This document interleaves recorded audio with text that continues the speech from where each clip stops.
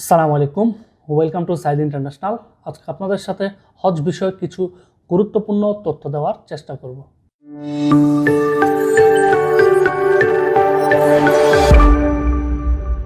পবিত্র হজ 2025 অনুষ্ঠিত হবে 5ই জুন, যদিও সেটা চাঁদ দেখার উপর নির্ভর করছে। এবছর 87,100 জনের মতো এই পবিত্র হজ পালনের উদ্দেশ্যে সৌদি আরবে আসবেন। তাদের কথা চিন্তা করে বাংলাদেশ সরকার 3টি প্রয়োজনীয় প্রযুক্তি উদ্ভাবন করেছে।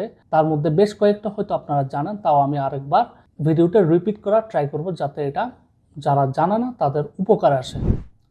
সর্বপ্রথম আমি যে অ্যাপসটার কথা বলবো সেটা হচ্ছে লাভবাইক অ্যাপস। এটা হচ্ছে আপনার অ্যান্ড্রয়েড ভিত্তিক একটা মোবাইল অ্যাপস, যেটা আপনারা প্লে স্টোরে লাভবাইক লিখে সার্চ দিলেই পেয়ে যাবেন।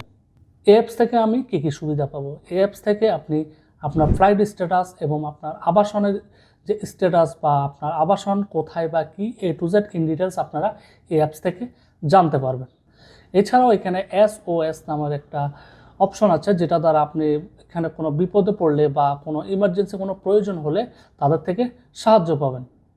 এছাড়াও এখানে গুগল ট্র্যাকিং সুবিধা রয়েছে, এখানে আপনি নিজেকেও ট্র্যাকিং করতে পারবেন, প্লাস হচ্ছে আপনার যে টিমমেট সহকারে এসেছেন তাদেরকেও আপনি ট্র্যাকিং করতে পারবেন। এছাড়াও হজের যে নিয়মিত শিডিউল, নামাজের সময় বা আপনার তথ্য A to Z আপনারা এই অ্যাপস থেকে পেয়ে যাবেন। দ্বিতীয় যে বিষয়টা নিয়ে আমি কথা বলবো সেটা হচ্ছে হজ প্রিপেইড কার্ড। আমরা সকলেই জানি প্রিপেইড কার্ডের জন্য আপনারা বেসিক্যালি হচ্ছে আপনার ব্যাঙ্ক অ্যাকাউন্ট লাগে বাংলাদেশে। সো বাংলাদেশ ইসলামী ব্যাংক সম্ভবত ব্যাংক অ্যাকাউন্ট ছাড়া আপনাকে এই প্রিপেড কার্ডটা প্রদান করে থাকে, এবং এখান থেকে আপনি সুবিধা পাবেন হচ্ছে সর্বোচ্চ আপনি $1200 পর্যন্ত আপনি ডিপোজিট করতে পারবেন, এবং সেটা আপনি সৌদি আরবের যে কোনো ATM বা যে কোনো পজ মেশিনে আপনি চাইলে ব্যবহার করতে পারবেন, এবং তার বিনিময়ে সম্ভবত তারা 1% একটা চার্জ নেবে প্রতিটা ট্রানজ্যাকশনে।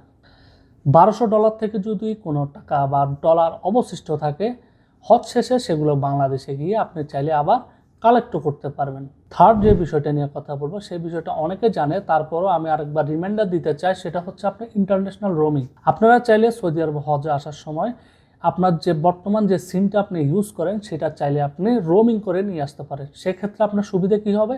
এই দেশে এসে আপনার আর নতুন করে সিম কেনার প্রয়োজন নেই। সেই সিম দিয়ে আপনি চাইলে আপনার আত্মীয় স্বজন এবং পাড়া প্রতিবেশী তাদের সাথে আপনি যোগাযোগ করতে পারেন। এছাড়াও আপনি এখানে এসে আপনার টিমমেটদের সাথে যোগাযোগ করতে পারেন।